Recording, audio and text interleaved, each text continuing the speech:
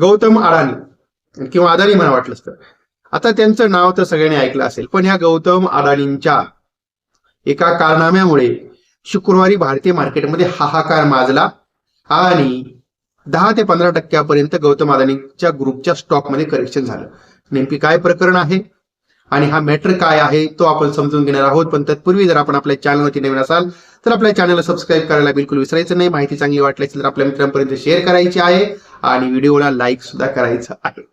तर पहिली गोष्ट, काय आहे प्रकरण आणि काय नेमकी शुक्रवारी मार्केट पडलं. तर शुक्रवारी गौतम अदानींच्या आता जो कोर्टामध्ये अमेरिकेच्या कोर्टामध्ये एक खटला चालू आहे, त्याची सुनावणी होती.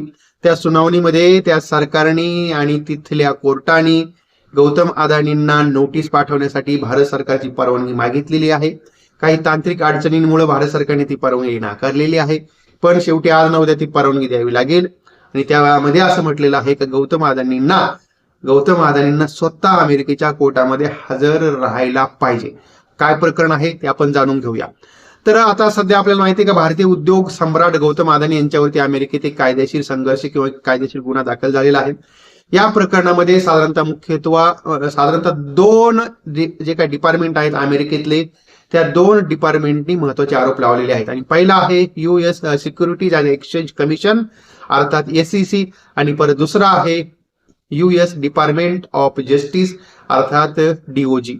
तर ह्या दोन डिपार्टमेंटनी अमेरिकेमध्ये गौतम अदानींच्या विरुद्ध आरोपपत्र दाखल केलेले आहेत, केस त्यांच्यावरती दाखल केलेली आहे. का तर गौतम अदानींनी भारतामध्ये सोलर एनर्जीसाठी जी फंडिंग उभी केली होती त्यासाठी बॉन्ड अमेरिकेत विकलेले होते.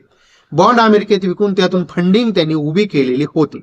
आता त्या ठिकाणी अमेरिकेमधून जर फंड तुम्ही जर जमा केला तर त्याच्यासाठी काही रूल्स अँड रेग्युलेशन आहेत. तो फंड जर तुम्ही समजा अमेरिकेतून जमा केला तर तुम्हाला अमेरिकेतले कायदे पाळावे लागतात. आणि मग आता गौतम अदानी आणि सागर अदानी यांनी आणि त्यांचे जे वरिष्ठ अधिकारी आहेत तर यांनी हा नियम पाळलेला नाही. नियम काय आहे, जर तुम्ही समजा अमेरिकेतून फंडिंग जर घेतली तर ती ज्या कामासाठी घेतली त्याच कामासाठी वापरली पाहिजे. जर त्याचा गैरवापर जर झाला तर तुमच्या विरुद्ध आमच्या देशामध्ये म्हणजे अमेरिकेमध्ये केस दाखल केली जाऊ शकते, तुमच्यावरती खटला दाखल केला जाऊ शकतो. आता नेमके आरोप काय लावलेले आहेत, तर इथे या ठिकाणी असे आरोप लावलेले आहेत की गौतम अदानींनी अमेरिकेतून पैसा तर गोळा केला, पण तो जो गोळा केलेला पैसा आहे त्या गोळा केलेल्या पैशाचा वापर त्यांनी भारतातील काही वरिष्ठ राजनीतिक अधिकारी, नेते मंडळी आणि सरकारी यंत्रणेतील जे काही बागडबिल्ले आहेत त्यांना 2200 करोड रुपयाची घूस दिली, लाच दिली, म्हणजेच भ्रष्टाचार केला. आणि म्हणजेच तुम्ही आमच्याकडनं पैसा जमा केला, अमेरिकन लोकांचा पैसा जमा केला आणि तो पैसा तुम्ही वापरला कशासाठी, भ्रष्टाचारासाठी. पण काय आहे तर का पैसा दिलाय, तर भारतामध्ये सोलर एनर्जी प्रकल्प जे आहेत ते भेटले पाहिजेत. भारतामध्ये सोलर एनर्जी प्रकल्पाचे जे आपल्याला माहिती काय होते का, आता सरकारचे सोलर एनर्जी प्रकल्प असतात आणि ते मिळाले पाहिजे. त्याकरता सरकारी अधिकाऱ्यांना खंडणी द्यावी लागते, नेत्यांना खंडणी द्यावी लागते आणि ती खंडणी ही त्यांनी अमेरिकेतून जमा केलेल्या बॉन्डच्या माध्यमातून जे पैसे जमा केले त्यातून त्यांनी दिले असा जो आरोप आहे हा आरोप लावलेला आहे. आणि साधारणतः 2020 ते 2024 या दरम्यान ही लाच दिली गेली असं एकंदरीत आरोपपत्र दाखल केलेलं आहे. आणि आता ह्या प्रकल्पातून साधारणतः जे करार होणार होते त्या करारातून 20 वर्षामध्ये साधारणतः $2 अब्ज पेक्षा जास्त नफा हा गौतम अदानींना होऊ शकतो. आणि असा हा एकंदरीत सगळा मॅटर आहे. आणि आता एकंदरीतच आपण जर बघितलं तर हे जे काही आरोपपत्र दाखल झालेले आहे ते आरोपपत्र दाखल झालेले आहेत 20 नोव्हेंबर 2024. आणि याच्यामध्ये मुख्य आरोपी आहेत सागर अडाणी, गौतम अदानी आणि त्यानंतर विनीत जैन, हे 3 मुख्य आरोपी आहेत. आणि काही गौतम अदानी ग्रुपमधले काही वरिष्ठ जे आपण म्हणतो वरिष्ठ लेवलचे अधिकारी आहेत आणि त्यांचाही याच्यामध्ये समावेश आहे. मग काल जी सुनावणी झाली तर त्या कालच्या सुनावणीमध्ये काय झालेलं आहे, कालच्या सुनावणीमध्ये अमेरिकन कोर्टाने भारत सरकारकडे मागणी केलेली आहे का गौतम अदानींना आम्हाला मेलवरती तुम्हाला समन्स पाठवायचे का तुम्हाला अमेरिकेमध्ये हजर राहायचंय, ते समन्स पाठवायची तुम्ही आम्हाला परमिशन द्या. कारण काय असते, शेवटी 2 देश आहेत, 2 देशामध्ये आंतरराष्ट्रीय कायदे असतात, आंतरराष्ट्रीय कायद्याचं उल्लंघन वगैरे करता येत नाही. समजा भारतात असते तर काय भारतात काय ED CBI ने पहिली गोष्ट म्हणजे त्यांच्यावरती काय केलंच नसतं. पण जर असं आपण समजलं, जर करायची वेळ आली असती तर डायरेक्ट नेऊन उचललं असतं आणि डायरेक्ट त्यांना नेलं असतं, उचललं असतं डायरेक्ट, चला तुमची चौकशी करायची. पण आता भारत आणि अमेरिका हे दोन देशामध्ये हा प्रश्न आहे, त्यामुळे कायदेशीर मार्गाचा अवलंब करावा लागतो, अशी परमिशन मागितलेली आहे. मग काय होईल, आपल्याला काय वाटतंय, भारत सरकार गौतम अदानींना परमिशन देईल का? आणि जर गौतम अदानींना समन्स पाठवायची परमिशन दिली आणि जर गौतम अदानी जर तिथल्या न्यायालयामध्ये जर हजर झाले तर मग आपल्या मार्केटचं काय होईल? मग मार्केट तो गयो. मग मार्केटमध्ये मोठा हाहाकार माजेल. गौतम अदानी ग्रुपच्या याच्यामध्ये स्टॉकमध्ये जवळजवळ 25 ते 30% करेक्शन आरामशीर येऊन जाईल. पण हे शेवटी कधी ना कधी होणार आहेत, आपण ती गोष्ट लक्षात ठेवली पाहिजे. कारण शेवटी कायदा आणि हे खटले हे थोडे थोडे थोडे थोडे वेगाने पुढे जातात.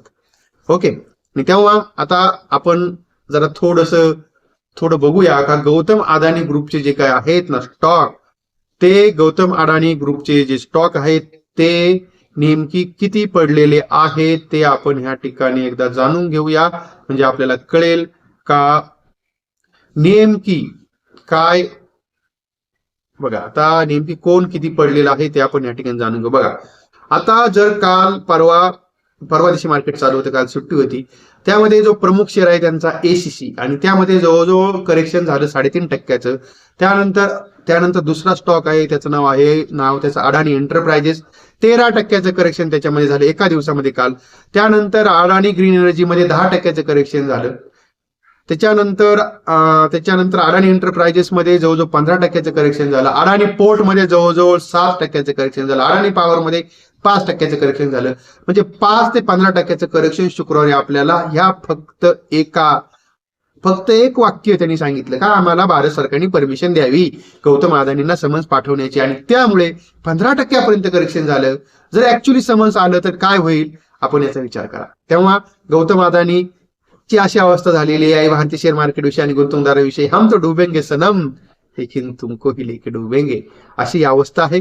तेव्हा ठीक आहे, आता बघूया आपण काय होतं या प्रकरणामध्ये. पण अर्थातच आपण ही लक्षात ठेवा, ही केस चालू आहे. तेव्हा गौतम अदानी ग्रुपमध्ये तुम्हाला गुंतवणूक करायची असेल तर या सगळ्या गोष्टींचा विचार करा. गौतम अदानी ग्रुपच्या स्टॉकमध्ये ठीक आहे, कधी कधी चांगली रॅली पण देतात आणि कधी कधी चांगले पैसे सुद्धा घेऊन जातात. तेव्हा गौतम अदानी ग्रुपच्या स्टॉकमध्ये गुंतवणूक करताना सावधानता बाळगा. म्हणून हा मी जो व्हिडिओ आहे तो आपल्यासाठी बनवत आहे. अर्थात हा जो काही व्हिडिओ आहे तो व्हिडिओमध्ये मी कुणालाही कसल्या प्रकारचा खरेदीचा किंवा विक्रीचा सल्ला दिला नाही, हे तुम्हाला डिस्क्लेमर मी देतोय. तेव्हा कुठलाही स्टॉक खरेदी करताना आपण आपल्या जबाबदारीवरती खरेदी करा. आणि आणखी सगळ्यात महत्वाचं, जर तुम्ही आपल्या मार्केटला वैतागलेले असाल आणि तुम्हाला ट्रेडिंग करायचं आहे, पण ते ट्रेडिंग सोन्यामध्ये करायचे, फॉरेक्स ब्रोकरचा भरोसा नाही, त्यासाठी आपल्याला एक आहे ब्रोकर कॉइनडिसेक्स. या ब्रोकरवरती तुम्ही त्या ठिकाणी गोल्ड कॉइनच्या फ्युचर सेगमेंटमध्ये तुम्ही त्या ठिकाणी 24 तास ट्रेडिंग करू शकता. त्यामध्ये 100% बॅकिंग ही आपल्या याच्यामध्ये गोल्डमध्ये असते. म्हणजे बाकीच्या क्रिप्टोकरन्सी सारखा हा कॉइन हवाई नाहीये. त्यामध्ये 100% जे असते बॅकिंग गोल्डची असते. ते गोल्ड युकेच्या बँकेच्या वॉलेटमध्ये सेफमध्ये ठेवलेलं असतं आणि 24 तास तुम्ही त्यामध्ये ट्रेडिंग करू शकता. 50 पट तुम्हाला लिव्हरेज मिळतं. पण आपल्याला लिव्हरेजचा वापर योग्य करायचा आहे. जर नसेल जमत तर 5-10 पटच त्या ठिकाणी लिव्हरेजचा वापर करा. आणि तुम्हाला त्यामध्ये कुठली लॉट साईज काही बंधन नाहीये. तुम्ही 500 रुपये, 1000 रुपये, 2000 रुपये किंवा 3000 रुपयाचा सुद्धा गोल्ड त्या ठिकाणी खरेदी करू शकता. No expiry, no premium decay, काहीच नाहीये. तर जर तुम्हाला कॉइनडिसेक्स मध्ये अकाउंट ओपन करायचं असेल आणि तुम्हाला जर समजा ब्रोकरेज मध्ये 20% जर कपात पाहिजे असेल तर त्यासाठी कॉइनडिसेक्सची लिंक तुम्हाला खाली डिस्क्रिप्शन मध्ये दिलेली आहे, किंवा आपला टेलिग्राम चॅनल आहे, त्या टेलिग्राम चॅनलवरती तुम्हाला ती लिंक मी दिलेली आहे. त्या लिंकवरती आपण जावा. त्या लिंकवरती जाऊन आपण कॉइनडिसेक्स मध्ये सुद्धा आपण अकाउंट ओपन करू शकता आणि त्या ठिकाणी तुम्ही सोन्यामध्ये 24 तास ट्रेडिंग चालू करू शकता. पण लक्षात ठेवा, त्या ठिकाणी बरेचसे कॉइन आहेत आणि बरेचसे तुम्हाला क्रिप्टो करन्सीज आहेत आणि त्यामध्ये तुम्ही मग काय होतं, मोह आणि कंट्रोल ह्या गोष्टी आहेत त्या करता आल्या पाहिजेत. नाही तर काय होते, चला बिटकॉइन पडलाय मग तिथेही करू ट्रेडिंग, इकडे करू ट्रेडिंग, मग काय होणार आहे, मग आपल्या मार्केट सारखीच अवस्था होणार आहे. कुठलं तरी एकच करायचं. गोल्डमध्ये करा, गोल्डमध्ये चांगली मुवमेंट असते, त्यामध्ये तुम्हाला ट्रेडिंग करण्यासाठी पैसेही कमी लागतात आणि कुठलेही तुम्हाला ना प्रीमियम डिके ना एक्सपायरी, काहीच नाही. आणि आपल्या मनामध्ये भ्रम असेल का 30% टॅक्स लागतो. 30% जर कॉइन जर तुम्ही 100% पैसे देऊन जर खरेदी केलं तर प्रॉफिटवरती 30% टॅक्स लागतो. जर तुम्ही फ्युचरमध्ये जर काम केलं तर ऍज इट इज जो तुमचा टॅक्स स्लॅब असेल 5%, 10%, तुमचं जेवढे तुम्हाला प्रॉफिट होईल आणि त्या प्रमाणामध्ये तुमचा त्या ठिकाणी स्लॅब असेल, त्या स्लॅबनुसार तुम्हाला त्यामध्ये जो काही टॅक्स भरावा लागतो, कारण हे तुमचं बिझनेस इन्कम मध्ये मोडलं जातं. आणि तेव्हा मग तुम्हाला त्या ठिकाणी PAXG, तर हे या कॉइनचं नाव आहे, त्याला PAXG असं आपण म्हणतो, त्यावरती तुम्ही जाऊन ट्रेडिंग करू शकता. सेफ आहे एकदम.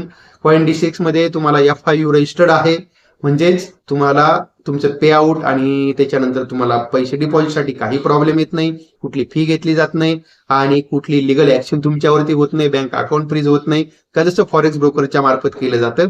म्हणजेच एकंदरीत भारतीय एक्सचेंज आहे CoinDCX, भारतातलं सगळ्यात मोठं क्रिप्टो एक्सचेंज आहे. आणि पण तरी सुद्धा आपण एक लक्षात ठेवलं पाहिजे का आपण मार्केटमध्ये काम करतोय, त्यामुळे आपल्याला रिस्क किती प्रमाणामध्ये घ्यायची ती गोष्ट आपण आपली ठरवायची. ओके, तेव्हा इथे आपण थांबूया आणि आता भेटूया परत आपण नवीन विषयासह. तोपर्यंत जर माहिती चांगली वाटली असेल तर आपल्या मित्रांपर्यंत शेअर करा. चॅनलवरती नवीन असेल तर चॅनलला सबस्क्राईब करायला बिलकुल विसरू नका.